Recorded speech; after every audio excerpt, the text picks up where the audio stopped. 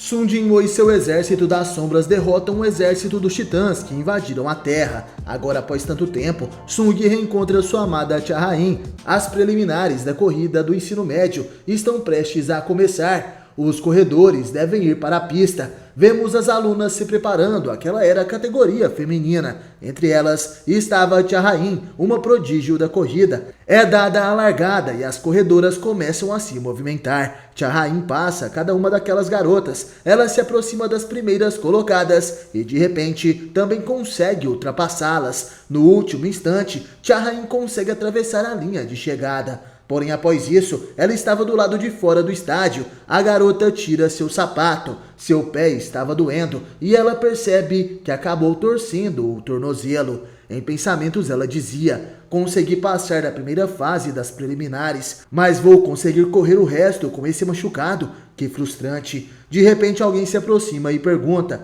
vai cobrir a ferida e continuar correndo? Cha Ha-in fica surpresa. Ela olha para trás. Quem estava ali era ninguém menos do que Sun Jinwoo. Em pensamentos, a garota dizia: um atleta do time de corrida. Ele é do ensino médio. Sung se aproxima e diz: se ignorar a sua lesão e correr, pode passar um ano inteiro só fazendo terapia física. Se fizesse isso, iria acabar se tornando uma atleta de terceira categoria. Iria se arrepender dessa decisão o resto de sua vida. Só estou falando isso baseado em uma pessoa que conheço. Cha Ha-in então percebe que aquele garoto tem um cheiro bom. Ela dizia: obrigado pela preocupação, mas eu... De repente ela sente uma dor no tornozelo. Sung pede para ela ficar parada um momento. Ele se aproxima e a garota fica com medo, mas de repente uma espécie de luz sai de sua mão. Sun Jinwoo começa a curar o ferimento de Cha Ha-in. A garota se acalma e Sung dizia: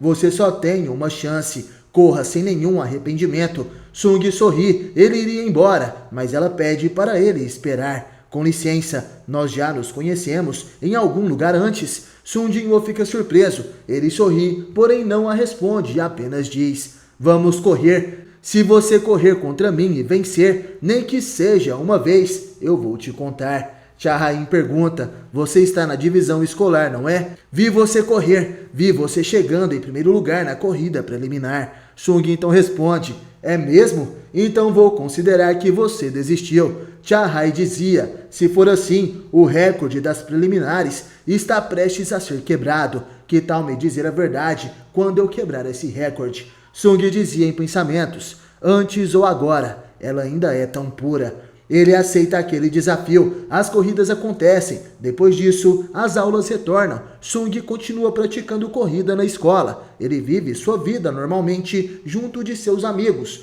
E um dia, ao sair do colégio, ele se surpreende. Cha Ha-in foi até ali para vê-lo. Após isso, Sung continua focado em seus estudos. Igri somente o ajudava a cumprir as suas tarefas. Sung andava pela cidade à noite. Ele dizia em pensamentos: acredito que vim até aqui muito simples. De repente, o monarca vê uma roupa bonita em uma loja. Ele simplesmente copia aquele objeto. Feng dizia que seu soberano estava incrível. Sun Jinwoo para no meio da rua. Ele estava esperando por alguém. Sung já sentiu a presença dessa pessoa. E então começa uma contagem regressiva. 3, 2, 1. De repente, o monarca se vira e diz: então você veio mesmo? Cha Ha-in fica surpresa. Ela estava tentando assustá-lo, mas ao que parece, Sun Jinwoo tem olhos nas costas. Ela sabe que os estudos de Sun Jinwoo acabaram no mês passado e pergunta se ele iria para a universidade que queria. Você conseguiu uma boa nota, por que insiste em ir para aquela universidade? Sung então responde: uma bolsa total de estudos e a chance de estudar fora é um extra. Além disso, tem uma pessoa que tenho que ver lá. Cha Ha-in fica com ciúmes. Ela pergunta se essa pessoa seria uma mulher. E Sung então diz: será? A garota fica nervosa e falava: você se lembra da nossa promessa? Sung pergunta qual promessa seria. E ela responde: aquela que você prometeu me responder tudo quando eu te vencesse em uma corrida. Jinwoo responde que se lembra sim. Cha Ha-in falava: por que não apostamos então? Vamos ver quem chega até a árvore de Natal primeiro. Sung pergunta o que ela vai perguntar por estar agindo assim. Ela responde que vai perguntar tudo. O que você pensa às vezes, se é uma garota ou um cara que você quer ver na faculdade, e se nos conhecemos antes daquela competição. Tia Rain sabia, ela tinha um sentimento de conhecer Sung antes daquele momento. O garoto fica surpreso com essa resposta. Jin-woo então sorri e aceita o desafio. Tia Rain então pega o seu cachecol e coloca em volta do pescoço do monarca. Ela dizia: Jin-woo, se você gosta mesmo de mim, não saia daqui. Tia Rain começa a correr. Sung não sabe o que fazer. Ele foi pego de forma desprevenida. Os soldados das sombras ficam surpresos. Ygritte dizia: nosso rei perdeu. Berion falava: então tem vezes que nosso rei vai perder em uma aposta valendo alguma coisa. Feng falava: meu soberano, você errou. E Beru dizia: meu rei, não é tarde demais, corra logo. Sung apenas observa Tia Rain correndo para a linha de chegada. Ele se lembra de quando a conheceu pela primeira vez, naquela outra realidade que foi apagada. Jin-woo sorri e lembra dos momentos que aquela mulher lutou por ele, além dos momentos felizes que viveram antes da guerra principal contra os monarcas começar. A noite em que viram uma estrela cadente e fizeram um pedido,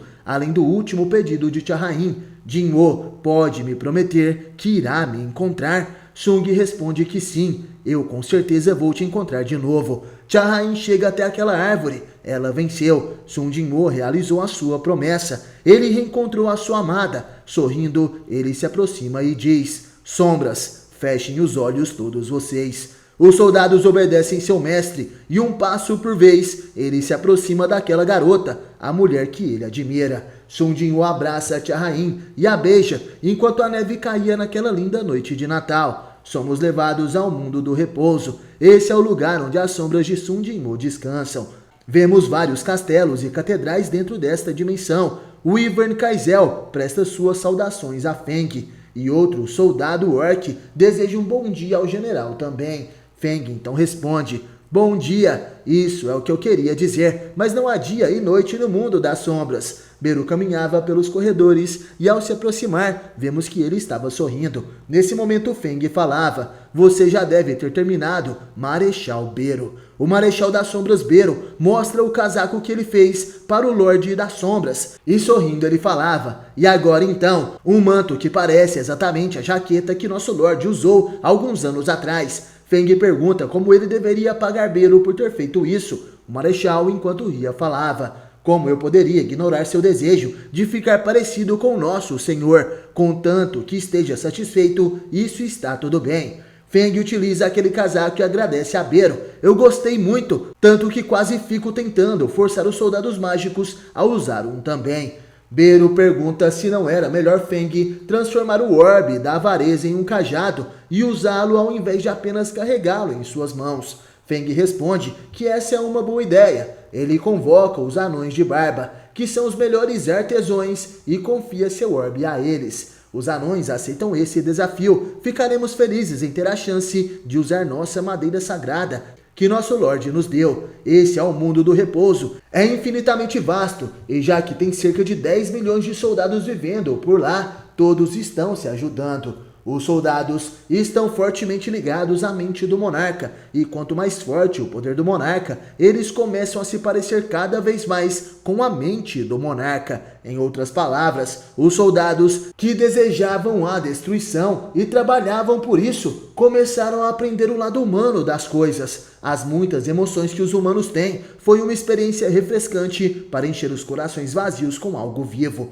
Soldados que dormem, que treinam, soldados que conversam e até soldados que se puxam pelo pescoço e gritam. Essas características inexistentes começaram a tomar forma e eles começaram a viver nesse mundo com sua diversidade. Obrigado, meu Lorde, por me convidar para um mundo que nunca imaginei. Eu adoro o meu soberano. O tempo passa e os anões finalmente terminam o cajado de Feng. Agora estava perfeito, tanto seu manto quanto seu cajado. De repente, sombras gigantes chegam até ali. O grande Marechal Berion os enviou. Feng fica surpreso, então haviam soldados mágicos entre os novos recrutas. Que desperdício de músculos, usando magia com esse tamanho. Espera, tem algo que eu deveria falar? A partir de agora, vou descrever em detalhes o que conquistei durante a primeira batalha do nosso grande rei contra o Rei Dragão, e cada conquista que tive nas fendas dimensionais. Então escutem bem.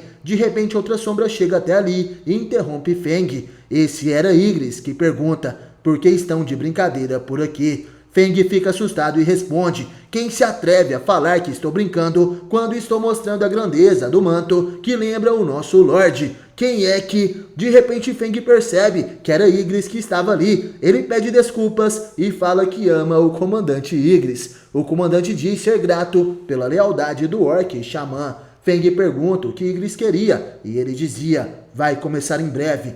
Não acha que todos os soldados acima de rank general deveria torcer por nosso soberano? Feng olha pela janela daquele lugar e então se assusta ao ver que esse era um momento em que Sun Jinwoo e Chahain se reencontram. Todas as sombras começam a comemorar e então Igris começa a se lembrar de seu primeiro encontro com Sun Jinwoo.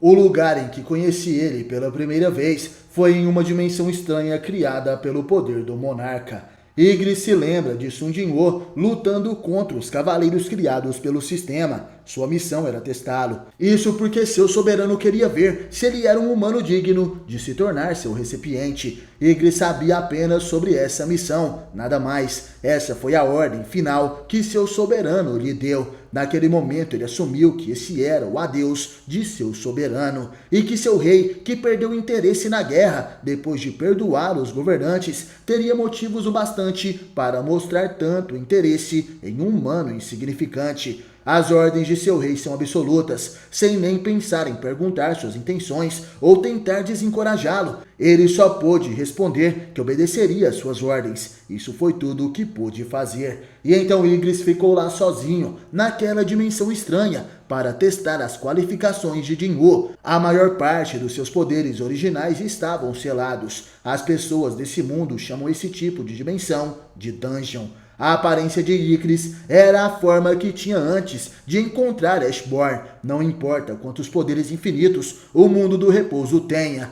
E pensar que poderia recriar os mesmos sentimentos que aquela época também. Aquele arquiteto, ele conseguiu criar esse estágio refinado usando os poderes de meu Lorde. Só esse nível de planejamento seria capaz de tornar o corpo daquele humano em um que possa aos poucos aceitar os poderes do soberano. Ele já chegou, posso sentir sua presença atrás da porta. Igris se senta no trono para esperar a chegada de Sun Jinwoo. Ele apenas dizia: venha, estarei esperando-o aqui. Mas de repente o comandante fica um pouco desinquieto e diz: isso não me faz parecer um pouco arrogante demais? Não é um pouco desrespeitoso? O humano que será testado agora tem a consciência do meu soberano dentro dele. Então é um pouco estranho me mostrar sentado no trono na frente do meu Lorde. Então onde devo estar? Enquanto decidia como deveria esperar a chegada do possível sucessor de seu mestre, Sun Jinwoo acaba chegando naquele lugar. Ele abre os portões daquela sala, as tochas de fogo se acendem e Sung entra naquele local. Ele observa um trono vazio e atrás de uma das colunas vemos Igris que dizia: então ele é a pessoa escolhida por meu soberano.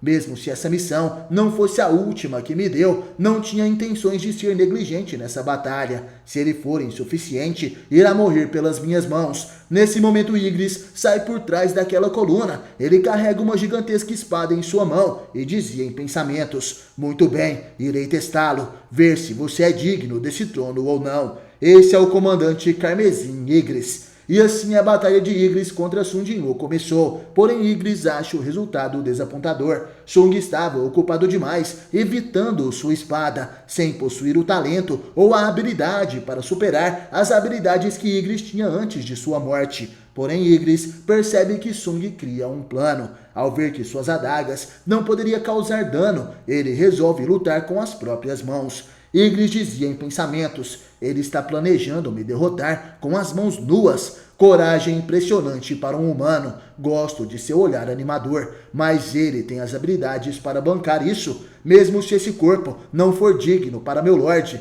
ainda irei honrar essa determinação. Igris luta contra Sung, mas novamente é desapontador. Facilmente ele joga Jinwoo na parede. Ele é uma desgraça. Como esse frágil ser possui as qualificações para ser o corpo do meu soberano. Desista, humano fraco, você não pertence a esse lugar. Igris mais uma vez joga Sun Jinwoo na parede. Dessa vez o garoto acaba caindo no trono daquele lugar. Ygritte se aproxima, ele invoca sua lâmina e diz: irei agora dá-lo uma morte digna. Estava aliviado pelo fracasso do meu soberano pela primeira e última vez. Ele não possui a qualificação para herdar o poder. Então o monarca Ashborn poderia continuar como meu rei por mais tempo. Irei arrancar sua cabeça e matá-lo sem dor. Ygritte mira o pescoço de Sung Jin-woo e ataca com toda a força. Porém algo acontece. Sung segura a lâmina daquela espada. Ygritte não podia evitar. Ele ficou surpreso, não pelo fato de que ele quebrou sua espada, ou pelo fato que ele bloqueou o seu ataque, mas sim porque ele não desistiu da sua vida,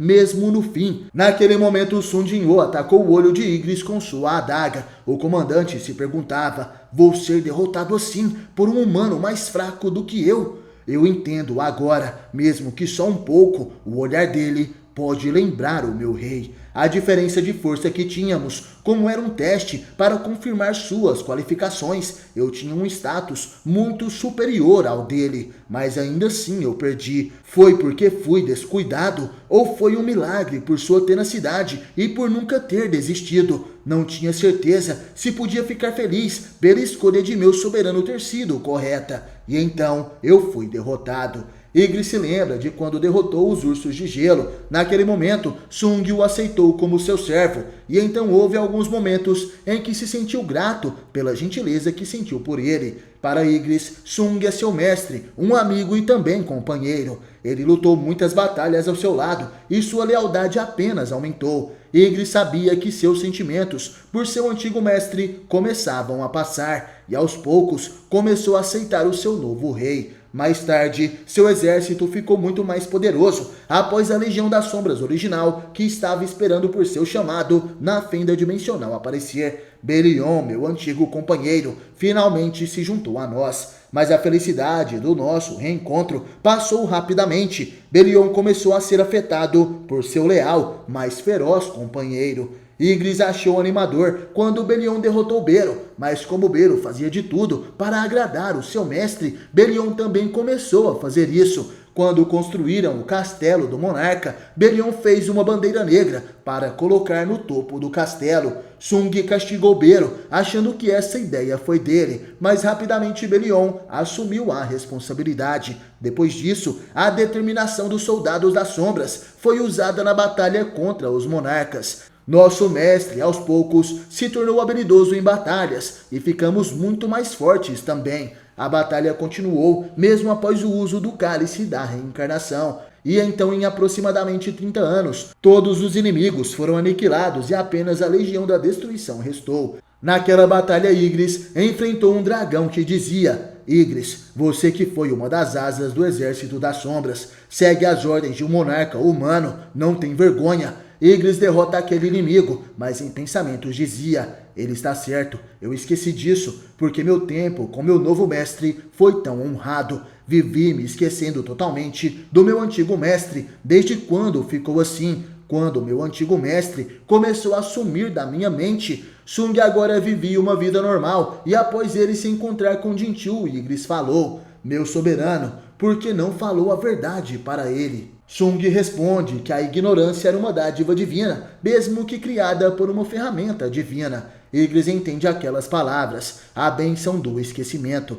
Ele não precisava pensar muito sobre isso. Ygritte não esqueceu seu antigo mestre. Apesar de que Iron e Grid voltaram a ser humanos, seus espíritos não desapareceram, mas eles esqueceram de tudo e vivem suas vidas normais. Ygritte ainda está próximo de seu mestre. Seus sentimentos por ele agora estavam conectados ao seu Lorde atual. Sou um cavaleiro, a espada de meu soberano, uma das asas que lidera o exército das sombras. Ygritte continua ajudando o seu senhor, mesmo que de outra forma, ajudando Sung nos estudos, agora que vivem em um tempo de paz. Ele se perguntava: quem ajudaria meu mestre além de mim? O grande Marechal Berion, que tem apenas tamanho, ou o comandante Bero, que é só um inseto? não importa o quão esperto seja. Só eu, que me graduei na Academia de Cavaleiros com as melhores notas, posso ajudar o meu rei. Sung também incentivava Ygritte em estudar e aprender ainda mais. Isso era desafiador.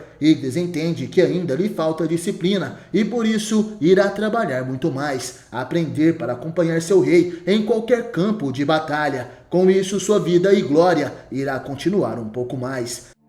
Portal, esse é um buraco enorme que atrai monstros. Quando se mata o boss do portal, você precisa sair de dentro em 1 hora, mas o pai de Sung Jin-woo não conseguiu fazer isso. Ele dizia: fiquei preso dentro da fenda entre dimensões. Os governantes me contataram enquanto eu estava nessa situação e confiaram sua força a mim para parar os monarcas. Finalmente, o fragmento de luz mais brilhante me deu uma nova ordem: proteja o monarca das sombras. Vemos o momento da morte de Sung Woo-hwan e ele revela para seu filho que foi por isso que o ajudou. Eu não queria te mostrar como estou, me desculpe. Em seus momentos finais daquela realidade que foi apagada e o Woo-hwan se surpreendeu ao ouvir de seu filho: eu senti saudades. Ele olha para Sung e com lágrimas nos olhos responde: eu queria te ver a todo tempo, você cresceu muito. Esse foi o abraço de Sung Woo-hwan em seu filho Jin-woo. Apesar de querer conversar um pouco mais, de querer estar ali com o seu filho, seu corpo já estava no limite e acaba se desfazendo. E o Woo-hwan se desculpa por não conseguir ser um bom pai. Porém, essas são memórias de uma realidade que foi apagada, um futuro que foi modificado. Voltamos àquele dia que Sung voltou a ser criança. Sua mãe perguntava se ele já havia acordado e Jin-ah corria pela cozinha. Sung fica surpreso ao ver o seu pai, que sorria ao ler o jornal. Jin-woo chorava e seu pai pergunta o que aconteceu. Ele revela que teve um pesadelo, porém nesse momento parte dessa cena não foi mostrada por completo. Ao ouvir aquilo, Sung Woo-hwan também segura suas lágrimas. Ele coloca sua cabeça entre o jornal e chora silenciosamente para que ninguém de sua família perceba. O pai de Jin-woo ainda tem as lembranças da realidade que foi apagada. Algum tempo se passa após Sung retornar da fenda dimensional e derrotar os monarcas. O pai de Jin-woo vai até um bar e pergunta para o enviado dos governantes: qual foi a decisão de meu filho? O homem então responde: o monarca das sombras decidiu permanecer neste mundo. Ele disse que cada minuto e segundo que fica neste mundo é precioso demais para ele. O monarca das sombras, ou melhor, o seu filho, vai continuar escondendo isso dele. E o Woo-hwan responde: ele não quer que ninguém se lembre do passado. O enviado dos governantes sorri: tal pai, tal filho. Quando eu sair, não haverá mais nenhuma intervenção dos governantes. Com isso, vai ser realmente o fim. Aqui nesse mundo foi divertido.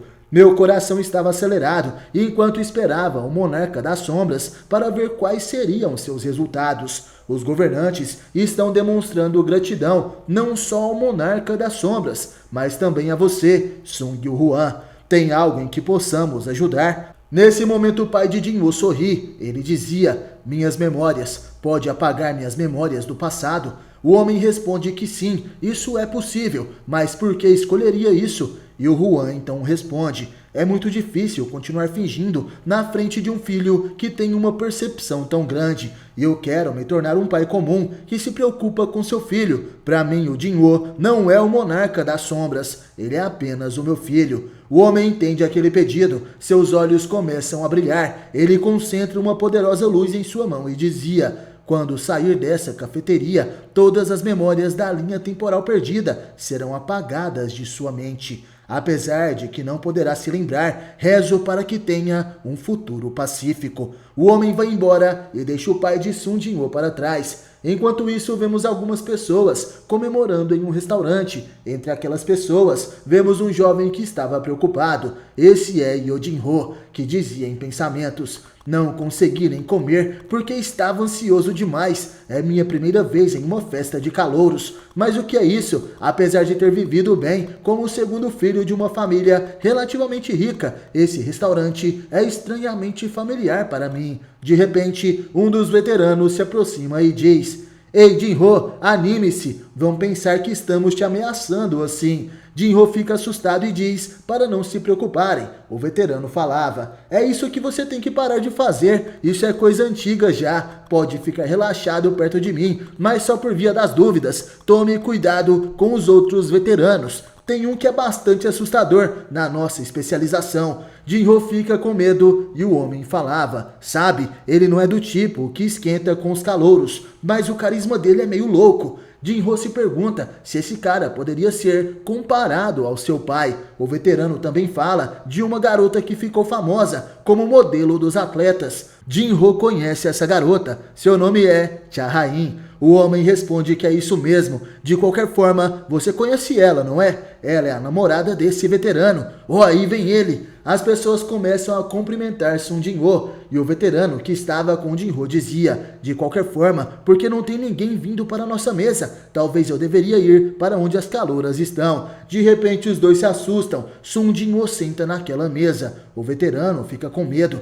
e diz que vai dar uma olhada nos outros calouros. Devido àquela reação, Jin-ho começa a tremer, ele suava frio e se pergunta por que Jin-ho sentou na sua frente. Sung pega um copo e diz: beba um pouco. Jin-ho pega o copo e bebe tudo muito rápido.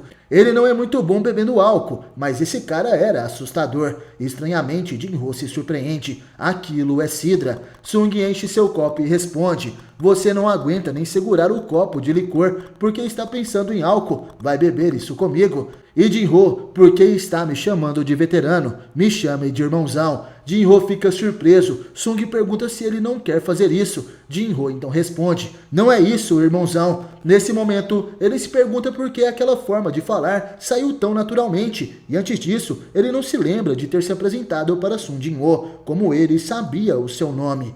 Sung propõe um brinde e Jin-ho fica feliz. Essa é a comemoração de uma nova amizade, ou melhor, a comemoração do reencontro entre irmãos. O tempo passa mais uma vez. Vemos Sung Jin-ho andando pela cidade. Ele atende o telefone. Era Jin-ho que dizia: ei, irmãozão, por que não veio para a sala de departamento hoje? Sung responde que tinha algo para fazer. Algo importante aconteceu, então estou confiando em você para ser minha cobertura na aula da tarde. Jin-ho responde: mas o que? Você é bem popular entre os professores, então não posso ir por você. Onde você tá mesmo? Sung fala que estava em um passeio para o hospital da universidade.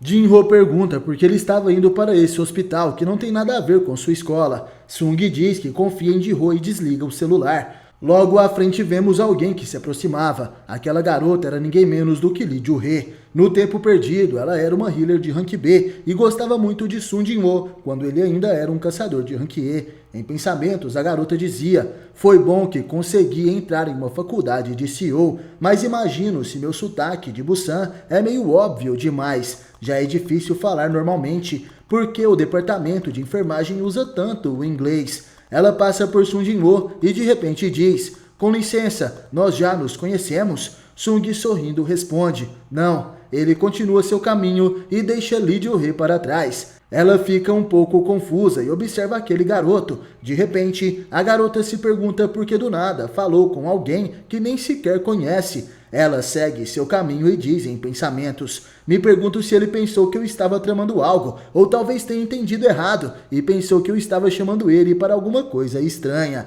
Jin-ho fica feliz ao ver que sua antiga amiga estava bem. Vemos então o interior daquele hospital. Vários seguranças estavam protegendo um dos quartos. O médico entra naquele lugar e o homem doente dizia: poderia me ajudar a levantar? O médico ajuda e avista um tipo de poção ao lado de sua cama. Ele pergunta: presidente, o que é isso? O homem enfraquecido responde: um jovem me visitou e me deu isso. É algo bem misterioso. Meus guardas estão mantendo uma vigília pesada no meu quarto, mas ele conseguiu deixar o frasco sem ninguém notar. Porém, o que o jovem me explicou foi muito mais inacreditável. Em uma linha do tempo perdida, eu lutei contra monstros ao lado desse jovem, e agora ele veio trazer um presente como agradecimento. Depois disso, ele sumiu, como uma miragem, como se nunca estivesse estado aqui. Aquele jovem disse que se eu bebesse, minha doença seria curada na hora. O homem começa a rir e o médico preocupado dizia: mas presidente, não pode estar acreditando em algo assim. De repente nós vemos quem é esse homem. Seu nome é Gogun-He. O presidente Gogun-He responde: eu estou cansado. Quem liga se isso for mentira? Deixe-me te perguntar uma coisa. Se eu não beber isso, quanto tempo ainda me resta? O médico fica sem palavras. Gogun-He naquele momento segura em suas mãos a poção de cura mais poderosa já feita. Essa é a água da vida. Ele dizia: se algo acontecer comigo depois que eu beber, então coloque isso na minha tumba. Presidente Gogun-He lutou bravamente contra sua doença até o fim e agora descansa por aqui. Gogun-He abre aquela poção, ele a toma até o fim e se deita novamente. Ele diz que iria descansar. O médico deseja um bom descanso ao presidente e diz: se houver algum problema, por favor me chame imediatamente. Ele vai embora daquele hospital e nesse momento o Gogun-He descansa. Pouco tempo se passa e o presidente acorda. Ele estava conseguindo movimentar seus braços. Seu rosto não estava mais pálido. Gogun-He dizia: parece que a luz do sol ainda está quente demais para o inverno chegar. Esse não era o fim. Gogun-He sorri. Aquele garoto misterioso falava a verdade.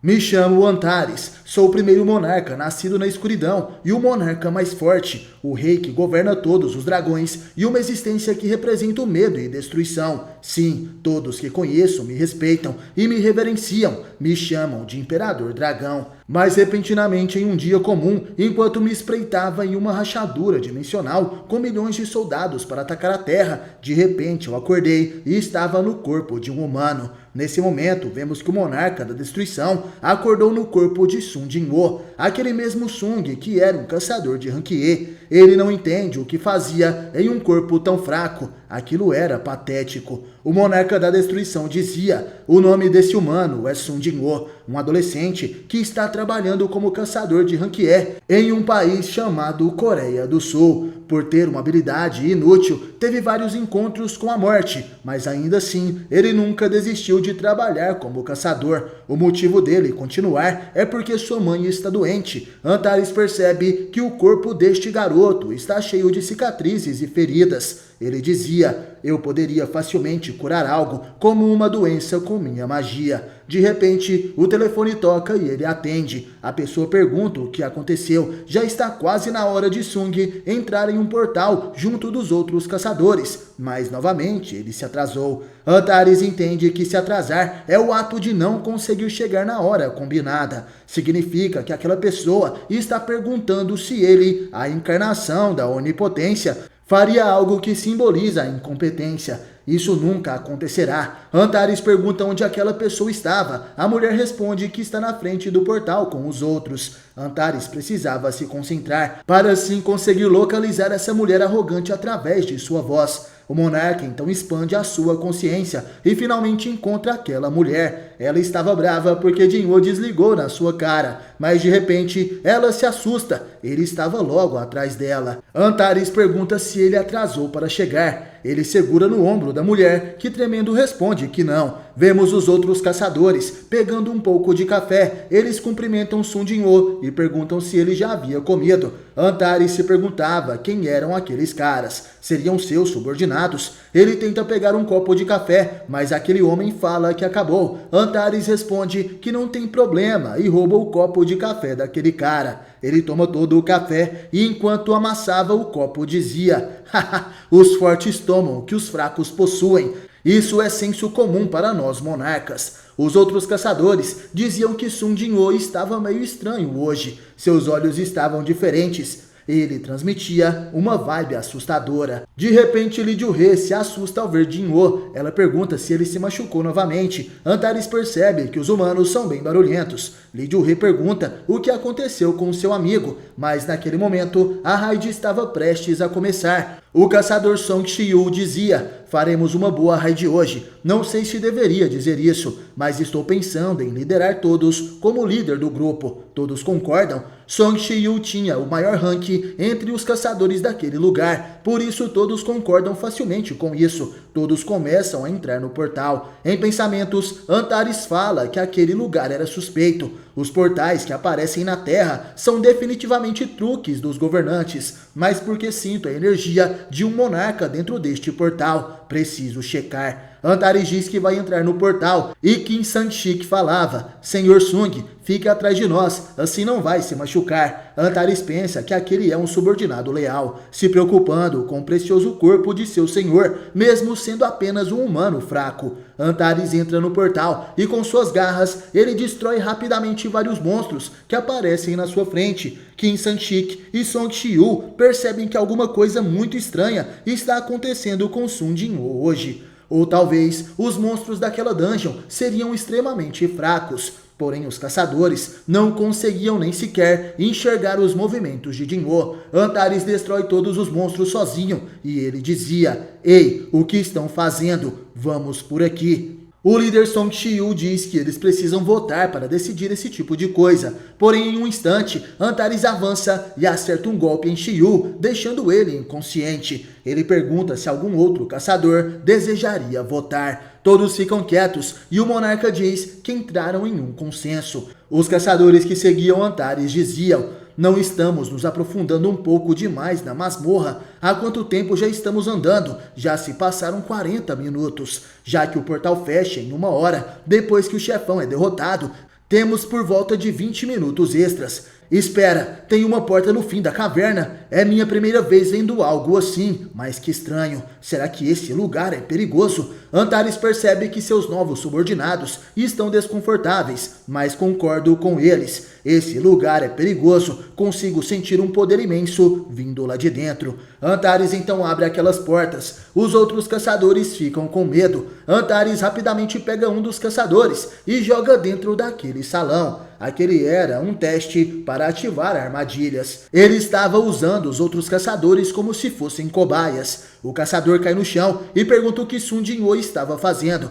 mas ele apenas responde: Não aconteceu nada, então podemos entrar. De repente as tochas daquele lugar se acendem e vemos várias estátuas gigantes. Os caçadores estavam surpresos e se perguntavam que lugar seria aquele. Vários fogos apareceram, isso era legal. Nunca vi uma masmorra assim. Beleza, pessoal, vamos nos espalhar e checar a área. Cara, aquele ali é enorme, não é o chefão? Os caçadores estavam surpresos ao verem a gigantesca estátua sentada no trono que estava no meio daquele lugar. Antares diz para os caçadores olharem aquela estátua que segurava os mandamentos. Aqueles eram caracteres únicos que estão escritos na placa de pedra. Os caçadores se perguntam se alguém sabia ler aquilo. Antares pensa que todos esses humanos são estúpidos e não sabem ler algo assim. Ele dizia: os mandamentos do templo de Caternon.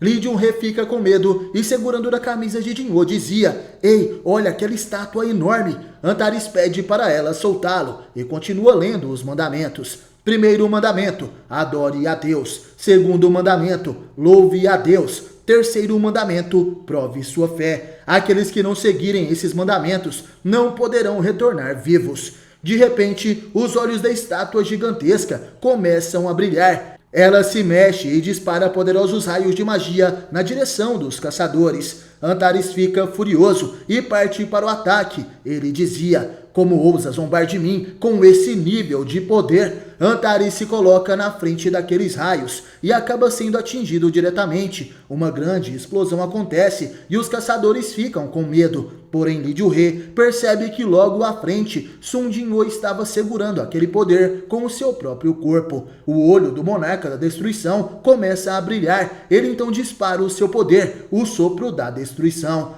Antares dispara de sua boca uma poderosa magia de chamas. Aquele poder consegue superar a magia da estátua de Deus e consegue atingi-la, destruindo seu corpo por completo. Os caçadores estavam surpresos e mesmo com sua roupa em farrapos, Antares estava ileso. Ele começa a sorrir e além de seu olhar dracônico, também mostrava suas presas e garras. Isso é poder. Os olhos das outras estátuas menores começam a brilhar. Elas estão começando a se mover. Todas as estátuas de cavaleiros atacam diretamente o monarca da destruição. Antares começa a rir. Ele parte para o ataque e diz: Suas marionetes arrogantes e lentas são lentas demais. Com sua grande velocidade e poder de destruição, Antares atinge aquelas estátuas de pedra que são destruídas facilmente. Os demais caçadores corriam para tentar sobreviver. Um deles acredita que deve haver outra forma de sair dali. Que merda de mandamentos seriam esses? De repente, vemos que todas as estátuas foram destruídas. Em cima daquela pilha de estátuas de pedra,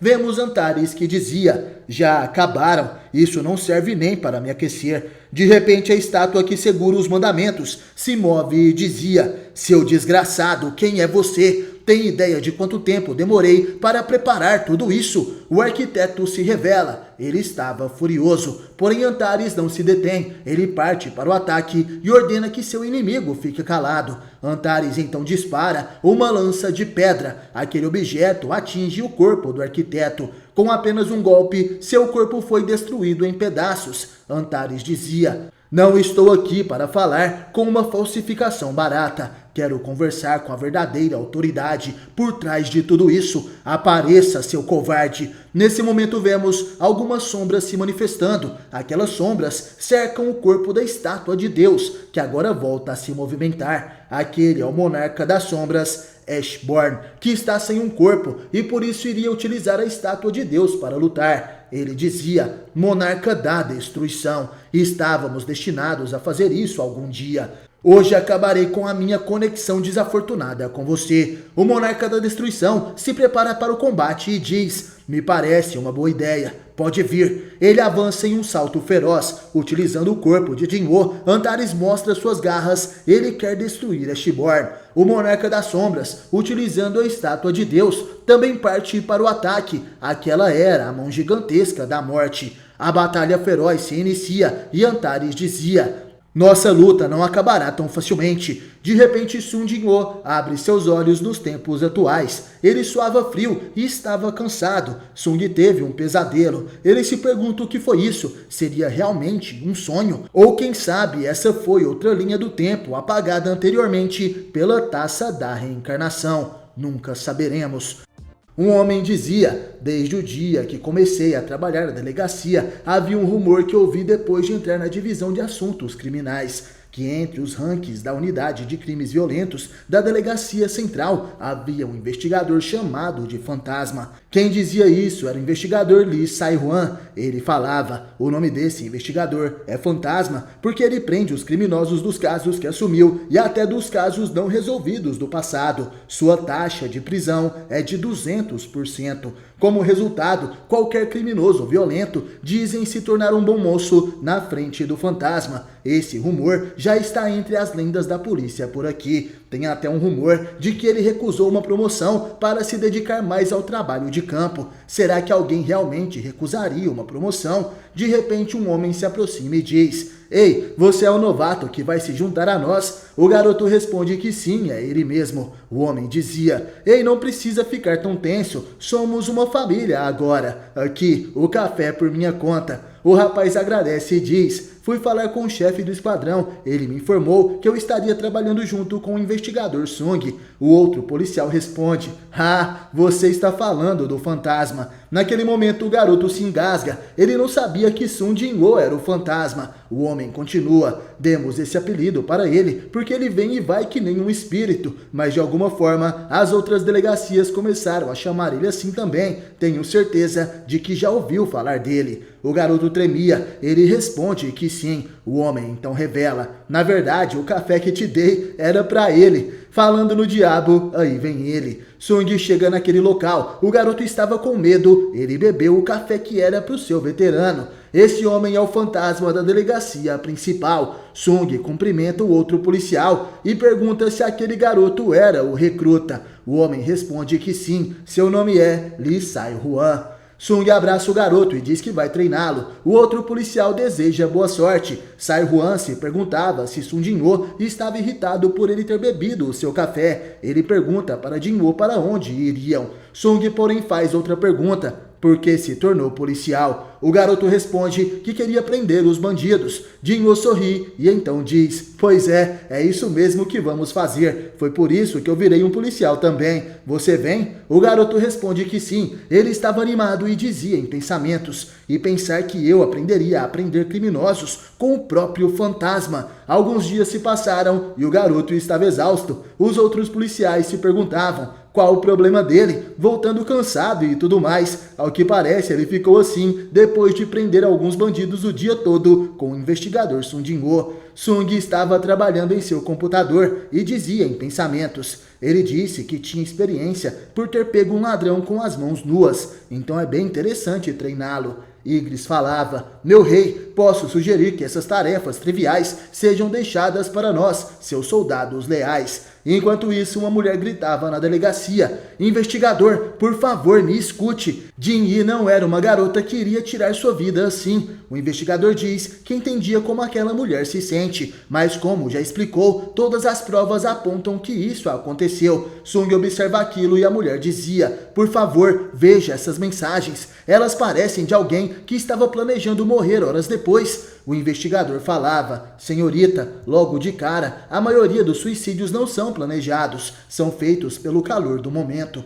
De repente, Sung se intromete e pergunta se podia dar uma olhada no caso. O homem apresenta o relatório para Jin-woo e pede para não colocá-lo em uma situação difícil. Jin-woo dizia: a mulher foi encontrada na banheira depois de ter sangrado por um grande corte no pulso. A faca usada para cortar o pulso foi encontrada dentro da banheira e as únicas digitais na faca são dela. Apesar da falecida parecer ter tido uma personalidade brilhante, ela aparentemente foi diagnosticada com depressão. Sung fala que não via nada de errado com aquele relatório, mas iria confirmar por conta própria só para ter certeza. A mulher fica surpresa e outro detetive diz em pensamentos: certamente o fantasma achou algo suspeito. Esse cara nunca fica cansado. Sung então se apresenta: eu sou o detetive Sung Jin-woo, podemos conversar um pouco? Após Sung conversar com aquela mulher, ele espera a noite para ir até o apartamento da falecida. Em forma de sombra, Sung facilmente adentra aquele lugar. Ele estava ali para investigar o local onde essa pessoa morreu. Jin-woo observa que tudo estava intacto. A banheira ainda estava suja de sangue. Ele dizia: anteriormente eu precisaria do corpo, mas agora erga-se. Os poderes de Sung Jin-woo estão em um nível completamente diferente. Ele não precisa mais de um corpo para ressuscitar um morto. Apenas com o sangue da pessoa que morreu, ele consegue invocá-la em forma de soldado das sombras. A garota morta então aparece. Ela se transformou em uma sombra e estava chorando de medo. Sung dizia: não tenha medo. Atualmente você é um ser livre das correntes da vida e da dor. Você se matou propositalmente? A garota responde que sim. Sung queria saber por que isso aconteceu e ela então conta sua história. No outro dia, Sung Jin-woo vai até a casa de um certo homem. Ele bate na porta e o homem se pergunta quem seria a essa hora. Sung se apresenta: sou o investigador Sung Jin-woo, da unidade de crimes violentos da delegacia central. Tenho algumas perguntas sobre sua filha. Poderia me dar um pouco de seu tempo? O homem abre a porta desesperado e pergunta: o resultado da investigação já saiu? Como minha filha morreu? Sung responde: não sabemos de nada ainda, mas tenho algumas perguntas que gostaria de fazer sobre sua filha. Poderia vir comigo? O homem responde que sim, se eu puder ajudar a descobrir a verdade por trás da morte da minha filha, então vou ajudar o quanto puder. Os dois então vão até um café e Sung falava: que tipo de aluna a senhorita Seo Jin-yi era? Por algum motivo, havia alguém que poderia ter algum rancor contra sua filha? O homem responde que não. Ela com certeza não era do tipo de criança que faria algo para os outros a odiarem. Ela era gentil e pura. Sinto muito, investigador, mas ainda não posso acreditar que minha filha me deixou desta forma. Sung diz que o homem deve gostar muito de sua filha. Ele responde que sim, tenho certeza de que já sabe, mas a Jin-Yi não era minha filha biológica. Por isso que eu a amava como se fosse de verdade. Não, talvez ainda mais do que isso. Se ela me falasse que estava mal, que não aguentava mais. Sung entende. Ele abre seu celular e diz: enquanto procedemos com a investigação, verificamos os pertences da sua filha e descobrimos um certo áudio. Vamos ouvir. O padrasto fica surpreso. Aquele áudio era a prova do terrível abuso que a garota sofreu nas mãos do padrasto desde que era criança. Apesar de ter conseguido escapar para longe, depois que seu pai mandou mensagem dizendo quero te ver, ela eventualmente escolheu acabar com sua própria vida. O homem então pergunta: qual o seu motivo para colocar isso na minha frente? Se o seu objetivo fosse me prender, poderia ter trazido mais alguns policiais e então me algemado. Sung, enquanto tomava seu café, o responde: tenho duas escolhas para você. A primeira é admitir seus crimes e se entregar na delegacia. O homem pergunta qual seria a outra e Sung responde: a outra é, ao invés de admitir seus crimes, pode pagar um preço apropriado.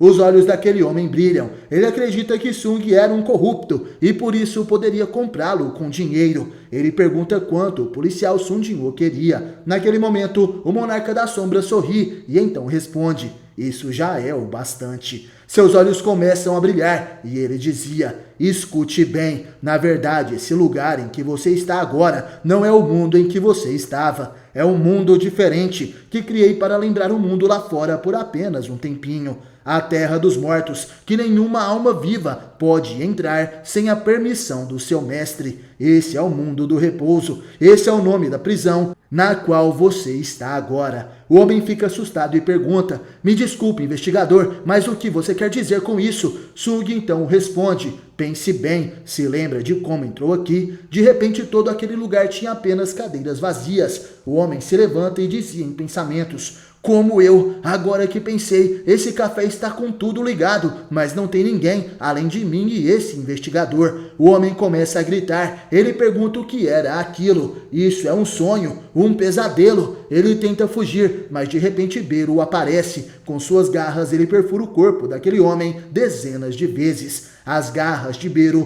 começam a mutilar o corpo desse agressor e Sung Jin-woo apenas assistia à sentença. De repente, a sombra daquela menina aparece e diz: muito obrigada, monarca das sombras. Sung Jin-woo abre seus olhos e pergunta: tem algo mais que deseja dizer? A garota falava: de alguma forma, se não for muito incômodo, posso te pedir um favor? Amanhã chega e na delegacia Sung Jin-woo estava com uma caixa de presentes. Ele entrega essa caixa para a mulher que o levou até aquele caso. Ela pergunta se Jin-hee teria preparado aquela caixa e Sung a responde: o nome escrito na carta é o seu, não é? Pensei que a senhorita Jin-hee gostaria que esse presente fosse entregue para você também. Pelas evidências, a possibilidade de homicídio é extremamente baixa. A investigação logo vai acabar também. A mulher começa a chorar. Ela pergunta se não teria chance de ter sido outra coisa, nem que seja 1%. Então a Jin-hee realmente... Nesse momento, a mulher abre a caixa e agradece a Sung Jin-woo. Sung dá as costas e dizia em pensamentos: uma hora antes da Jin-hee cortar seu pulso, se aquela mensagem do padrasto não tivesse chegado no celular dela, essas duas amigas teriam comemorado o aniversário que planejavam. A garota começa a chorar. Naquela caixa tinha uma caneca. Esse era seu presente de aniversário.